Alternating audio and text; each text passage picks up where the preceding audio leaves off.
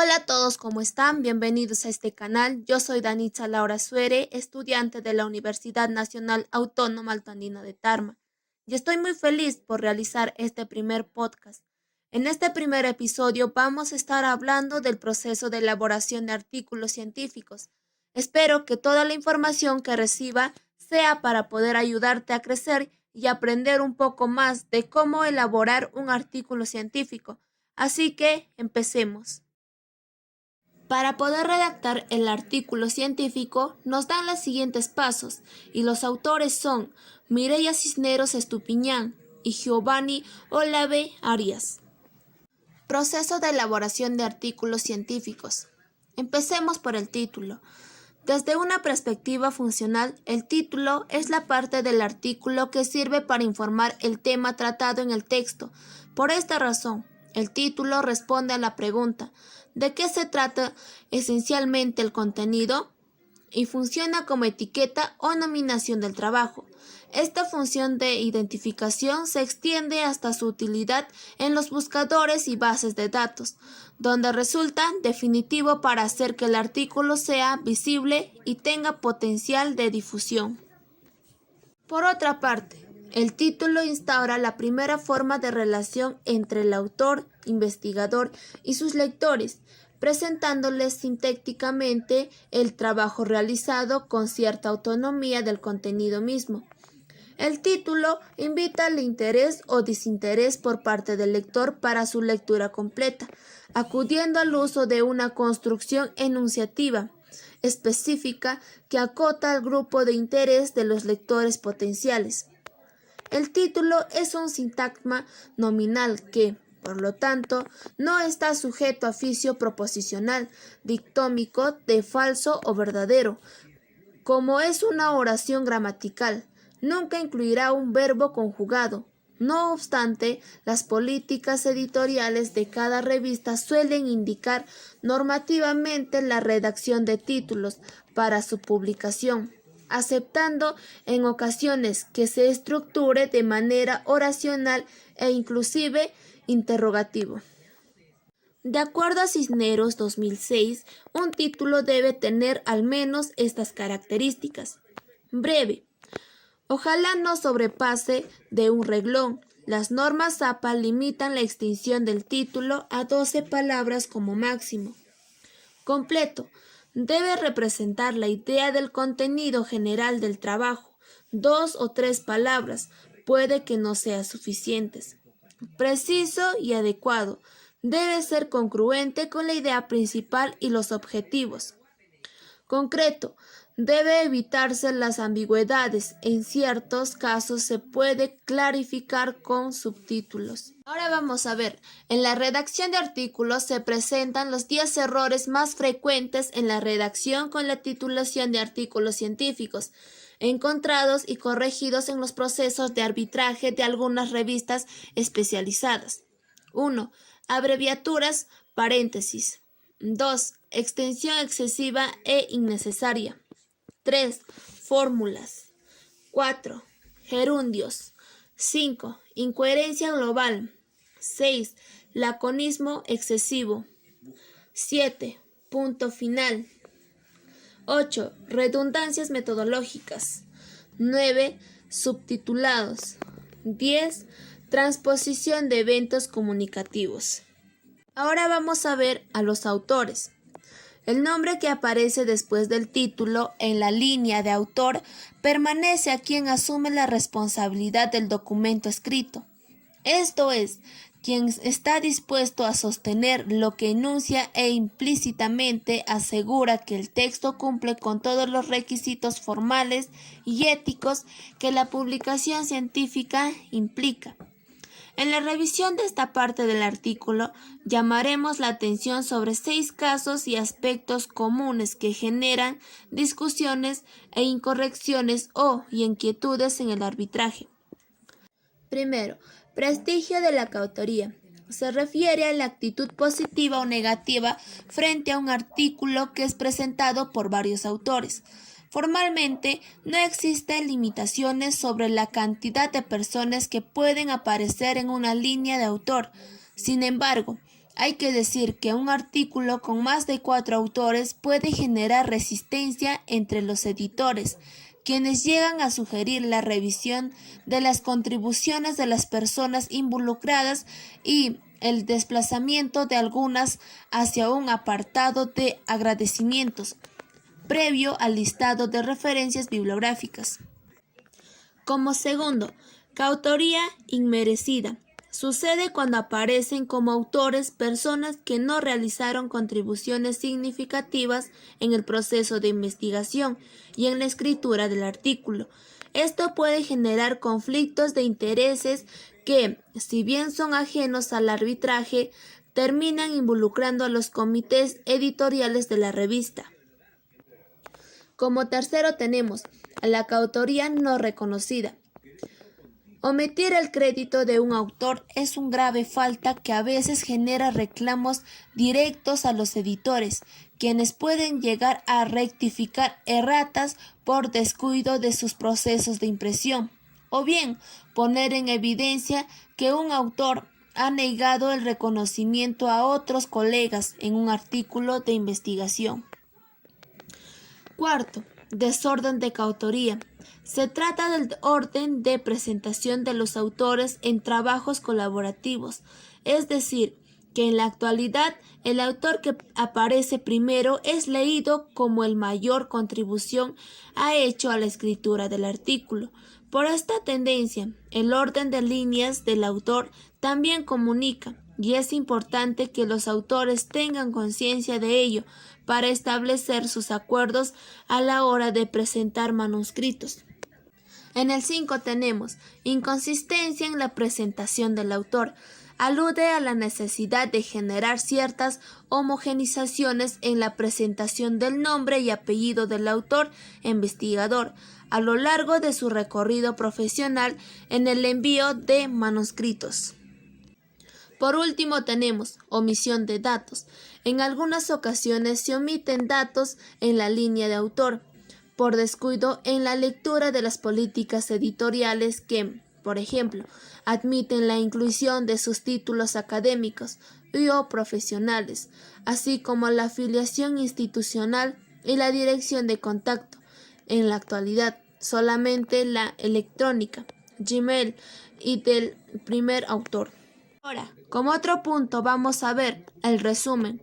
Desde el punto de vista funcional, el resumen, también llamado síntesis, sumario o sinopsis, es parte del artículo de investigación que sirve para presentar los aspectos más relevantes y generales del contenido total del trabajo. El resumen responde a la pregunta: ¿qué contenido presenta el artículo? E igual que el título, funciona como etiqueta para su visibilidad en buscadores electrónicos y bases de datos. También el resumen es un ejercicio de interacción que anticipa un posible lector caracterizado por la urgencia de conocer a grandes rasgos el contenido de una investigación a través de la lectura rápida. El resumen es al mismo tiempo discurso especializado dependiente e independiente, toda vez que se publica sin que necesariamente aparezca el artículo completo, pero también estas traducciones deben corresponder fielmente con la versión en español, teniendo en cuenta las restricciones de paso de una lengua a otra. Por esta razón, los abstract resúmenes deben contar con la asesoría de un experto en traducción o, a lo sumo, con varias revisiones de terceros antes de ser enviados los manuscritos. También porque los servicios de traducción automática disponibles en Internet. Desde el punto de vista estructural, el resumen es la macroestructura del artículo, constituida a partir de las macroposiciones que se infieren con la aplicación de macroreglas semánticas. Vamos a ver 4 macroreglas. Macroregla de supresión: eliminar la información adicional secundaria. Macroregla de integración: incorporar la información de varios enunciados en uno solo que los incluya. Macroregla de construcción: Construir el enunciado que incluye las microposiciones elaboradas en la macrorregla. Macrorregla de generalización. Transformación que aporta elementos conceptualmente más extensos. Las macroposiciones se organizan siguiendo la estructura, ajustando su extensión a los requerimientos particulares de cada publicación. Estos se organizan secuencialmente en un solo párrafo, estableciendo una cohesión interna implícita que siga el proceso lógico de la investigación. Problematización, operatividad, análisis, conclusión y cierre. De ello se desprende que el modo de organización textual es predominante narrativo.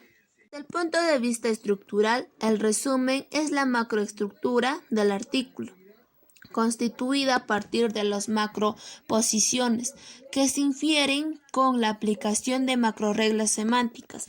Vamos a ver 4 macrorreglas. Macrorregla de supresión. Eliminar la información adicional secundaria. Macrorregla de integración. Incorporar la información de varios enunciados en uno solo, que los incluya. Macrorregla de construcción. Construir el enunciado que incluye las microposiciones elaboradas en la macrorregla. Macrorregla de generalización. Transformación que aporta elementos conceptualmente más extensos. Las macroposiciones se organizan siguiendo la estructura, ajustando su extensión a los requerimientos particulares de cada publicación. Estos se organizan secuencialmente en un solo párrafo, estableciendo una cohesión interna implícita que siga el proceso lógico de la investigación. Problematización, operatividad, análisis, conclusión y cierre.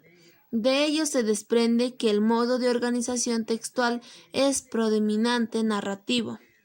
Ahora vamos a ver los errores más frecuentes a nivel del resumen, corregidos en los procesos de arbitraje.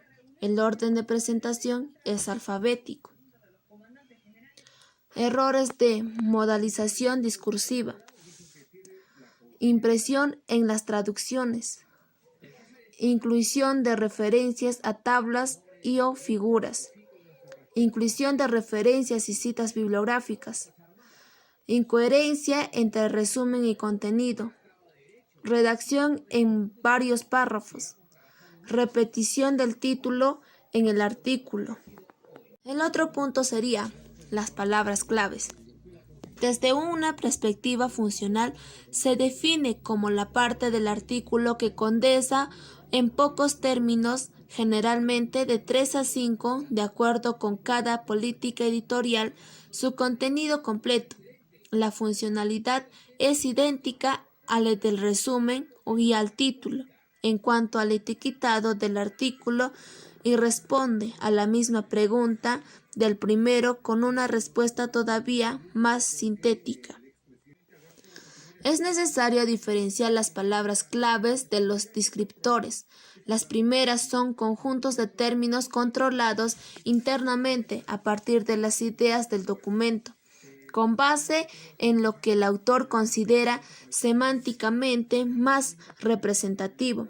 Las segundas son términos finitos, cuyo control es extremo al autor, investigador y a su contexto, control que reposa sobre fuentes especializadas como los tesauros.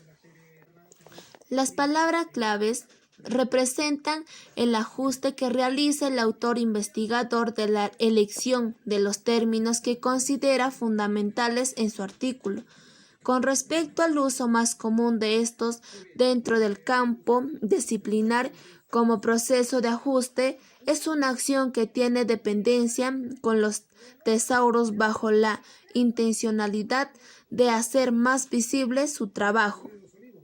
Presentamos varios ejemplos, con sus correspondientes explicaciones, de los errores más frecuentes que se comete en materia de los descriptores, los cuales fueron encontrados en diferentes procesos de arbitraje. Abreviaturas desconocidas. La novedad del artículo no depende de desplazar el interés principal de su difusión a través de una selección estandarizada de descriptores desconocidos. Otro. Abreviaturas ambiguas. La precisión debe caracterizar a los descriptores para evitar la revisión de documentos distintos al área de interés de la búsqueda. Otro. Exceso de palabras de poco contenido semántico. Las llamadas categorías gramaticales variables, artículos, preposiciones, conjunciones no son tenidas en cuenta por muchos motores de búsqueda. Otro. Desorden en la presentación. Genera una imagen de descuido del autor. Distancia excesiva en el título. Entre el título y los descriptores deben conformarse un conjunto sólido de claves. Para comprender el artículo, distanciar ambas partes puede abrir excesivamente el espectro temático del artículo. Por otro lado, la inconsistencia de la selección. La redacción al azar de los descriptores les hace poco efectivos y menos estratégicos. Selección sin tesauro. Las recorrecciones del estilo más exigentes revisan las correspondencias de los descriptores incluidos en los tesauros importantes de las disciplinas. Otro punto es la introducción. Desde una perspectiva funcional, la introducción es el primer segmento extenso del artículo de investigación que se utiliza para exponer los aspectos generales concernientes al tema estudiado. En esta medida constituye una contextualización y está más cerca del resumen que del desarrollo del trabajo.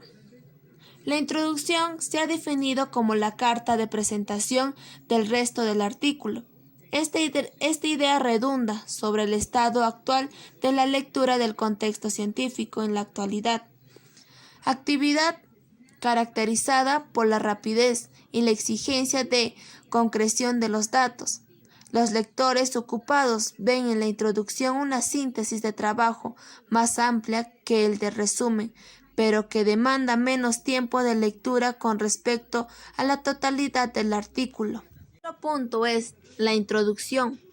Desde una perspectiva funcional, la introducción es el primer segmento extenso del artículo de investigación que se utiliza para exponer los aspectos generales concernientes al tema estudiado. En esta medida constituye una contextualización y está más cerca del resumen que del desarrollo del trabajo. La introducción se ha definido como la carta de presentación del resto del artículo. Esta idea redunda sobre el estado actual de la lectura del contexto científico en la actualidad. Actividad caracterizada por la rapidez y la exigencia de concreción de los datos. Los lectores ocupados ven en la introducción una síntesis de trabajo más amplia que el de resumen, pero que demanda menos tiempo de lectura con respecto a la totalidad del artículo. Una introducción no se restringe a un canon tan claramente como las secciones anteriores, si bien se ha construido consensos sobre 3 puntos que deberían aparecer siempre: el objetivo general de investigación, la relevancia del estudio y los antecedentes consultados, así como la redacción predominante en tiempo verbal presente de indicativo. El orden problematización, marco teórico, antecedentes, objetivos, estructura, pretende dotar la lógica deductiva este primer segmento de artículo. En varios manuales se sugiere ubicar primero los antecedentes, pero nos parece menos adecuado. Nótese también que el primer párrafo tiene una pretensión de densidad alta al incluir al tema y la justificación en el planteamiento del problema. A manera de contextualización, este sería un nombre más adecuado para esta subsección si no fuera porque la intención es que se contextualice en función de una problemática buscando concreción. Presentamos los errores más frecuentes relacionados con la redacción de la introducción, los cuales fueron encontrados y corregidos en diferentes procesos de arbitraje de revistas científicas. Son el encabezado. Escribir introducción es necesario y romper las normas APA. Identificar con otros subtítulos como presentación, preliminar, etc. Problematización. Iniciar repitiendo el resumen o una parte de manera literal. Exagerar la justificación diciendo que el estudio es imprescindible. Justificar asegurando que el tema nunca ha sido estudiado. Es mejor ser prudente. Enunciar el tema como problema sin justificar las razones por las cuales se le considera como tal. Marco teórico. La falta de continuidad causal entre el problema y la perspectiva teórica elegida para tratarlo. Confundir marco teórico, principios dentro de los cuales se inscriben el estudio, con marco conceptual. Construirlo como narración histórica de teorías y no como descripción de sus principios pertinentes a la investigación presentada. Antecedentes. Presentarlos sin ningún tipo de ordenamiento cronológico, geográfico, por su importancia, por su difusión, etc. Confundirlos con el marco teórico. No incluir los trabajos citados en las referencias bibliográficas. Ocultar o demorar antecedentes que resten originalidad al trabajo presentado. Falta de relación interna entre los antecedentes recolectados. Otro, objetivos. Falta de continuidad causal en los antecedentes. Falta de correspondencia con los resultados y las conclusiones. Enumerarlos con viñetas en vez de construirlos en párrafos. Su estructura. Entrar en detalles muy específicos sobre la metodología, los resultados y las conclusiones haciendo repetitivo el texto. Describirlos en desorden. Lo importante es la metodología. Este apartado describe los materiales y métodos empleados en la investigación. Los materiales no son más que las herramientas, instrumentos, elementos y objetos utilizados en los procesos de experimentación y recolección de datos. Por su parte, los métodos son los procedimientos sistemáticos de manipulación de estos materiales, todo lo cual arroja los resultados de la investigación. Esta sección sirve para dotar la validez al artículo, en tanto que el arbitraje se evalúa la posibilidad de reproducir la investigación empleando idénticos materiales y métodos, carácter de reproductibilidad. Esta descripción es detallada y precisa con su predominante de terminología científica. El carácter de reproductibilidad no significa que todas las investigaciones son reproducidas por los árbitros, sino que debe ser probable reproducirlas. En esta medida se trata de una validez de probabilidad, no necesariamente empírica, pero determinante en la aceptación de los artículos. A nivel de la estructura, el contenido de la metodología puede subsegmentarse en 3 partes y elaborarse en párrafos independientes si la extensión lo requiere. Estas partes corresponden a una primera caracterización del estudio, una descripción de los instrumentos y luego la explicación de los procedimientos. El orden de estas 3 grandes categorías puede no ser obligatorio. No obstante, proponemos una consensualidad lógica en el prototipo. En cuanto a la redacción, en el apartado destinado a la metodología existe consenso en relación con la predominancia del tiempo verbal en pasado, debido a que un artículo científico presenta unos resultados o unos avances conseguidos mediante la aplicación previa de los métodos y diseños metodológicos. También debe predominar los modos de organización explicativa. para la caracterización y los instrumentos, y narrativa para el apartado de procedimientos. A continuación se presentan los errores más frecuentes a nivel de la metodología, corregidos en los procesos de arbitraje. Caracterización. Conceptualizar equivocadamente una tipología. Enmarcar erróneamente la investigación. En instrumentos. Impresión espacial, temporal o instrumental, usando terminología ambigua. Usar marcas registradas en vez de genéricos. Caracterizar pobremente la muestra u omitirlo. Falta de representatividad de la muestra para el planteamiento de conclusiones. Falta de validez y confiabilidad de los instrumentos. Procedimientos.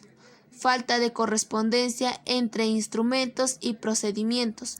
Omitir las citas correspondientes o métodos o técnicas ajenas. Explicar teóricamente las técnicas utilizadas en vez de justificar su pertinencia en la investigación presentada. Utilizar técnicas contradictorias entre sí, describirlos en desorden, omisiones o faltas éticas, falta de correspondencia entre procedimientos y los resultados. Por otro punto, los resultados. En este apartado se exponen los hallazgos de la investigación. Su funcionalidad consiste en la localización precisa de la novedad que aporta el autor investigador al campo de disciplinar, representando de manera condensada lo que obtuvo a partir de los procedimientos aplicados y a la base para la interpretación de estos resultados, lo cual significa que cualquier aseveración que se realice en los apartados siguientes debe tener su sustento a base en los datos que se presentan en los resultados. La exposición de resultados es valorada como el punto neurálgico del artículo de investigación, toda vez que demuestra el producto de un proceso de investigación que es invisible para los lectores. Estos productos se muestran consolidados y limpios, porque no necesariamente demuestran el proceso de recolección de información, sino su fase final. Desde el punto de vista, aunque se considere que la presentación de los resultados es fiel al acontecer o estado de una realidad ajena al investigador, la manera de consolidarlos y presentarlos es también una selección consistente del autor y puede orientar la interpretación de los mismos en el apartado de la discusión y las conclusiones. En los párrafos ubicados entre las tablas y figuras se describen solamente los hallazgos más representativos, con sus correspondientes mediciones, bien sea expresando los porcentajes máximos o mínimos, las primeras o últimas posiciones de una secuencia. En contraste o semejanza entre los productos, las más comparaciones implícitas o explícitas más relevantes, etc. En ningún caso las tablas o las figuras pueden duplicar la información textual o viceversa, y la relación que se establece entre lo textual y lo gráfico deben ser estrechas. En general, la inclusión de una tabla debe estar bien justificada en términos de efectividad, una gran cantidad de información en poco espacio. Además, la presentación debería ser lo más limpia posible. Ello explica la omisión de filetes o líneas verticales y su restricción para el cuerpo de las filas y presentar la información de manera ordenada, evitando repeticiones innecesarias, para lo cual se organizan los datos en categorías. En el texto, las tablas y las figuras deberían conformar una unidad sólida en función de las interpretaciones, un segmento argumentativo del artículo que constituye el puente hacia las conclusiones. Ahora presentamos los errores frecuentes en la presentación de las tablas para artículos de investigación. Los resultados. Introducir tablas o figuras sin mencionar en el texto. Introducir tablas o figuras que repiten la información del texto. Introducir tablas o figuras que pueden omitirse convirtiéndolas en el texto. Ubicar tablas o figuras en formato de página horizontal. Ubicar el tipo de la letra entre tablas, figuras y texto. Tener tamaños de caracteres elegibles en las tablas o figuras. Incluir figuras ininteligibles y de baja resolución. Pintar la tabla con colores fuertes. Omitir la cita de una tabla ajena. Omitir la aclaración al pie de abreviaturas o símbolos espaciales utilizadas. Por último, las discusiones y conclusiones. De manera funcional, este es el momento de cierre del artículo, donde su autor propone una lectura particular de los hechos contenidos en los resultados antes expuestos. Las discusiones sirven para establecer distintos tipos de relaciones entre datos internos como externos. Este dota de carácter propositivo al trabajar de investigador. En este apartado se muestra la capacidad que tiene el científico de establecer diálogos al interior de los datos, entre ellos con la teoría de la enmarca entre los datos, con la visión del propio científico en su rol de investigador. La compleja dinámica de esta relación deja sus huellas más evidentes en esta sección del artículo y suele ser fundamental en las decisiones de arbitraje. Tanto la discusión como la conclusión suelen evaluarse desde su coherencia, tanto interna como externa. El análisis relacional en los niveles mencionados consiste precisamente en demostrar lo que se postula con asiento en los datos, que vienen a constituirse en pruebas de lo que el autor investigador logra inferir. La estructura de este apartado es la más abierta, la densidad de la conclusión y la discusión determinada de la presentación de estos elementos como un solo apartado o como dos independientes. Inclusive, en ocasiones resulta tan compleja la exposición de los resultados netos, sin interpretación, que se opta por integrar la discusión de los resultados, dejando independientes la conclusión. En cualquier caso, los resultados son predominantes expositivos con técnicas descriptivos, mientras que la discusión y la conclusión se redactan bajo un modo de organización argumentativa con el cual instauran la defensa de una posición frente a los resultados. Aquí se propone que esta sección se estructure en tres dimensiones: interpretación de los resultados, significación de lo interpretado y proyección del estudio.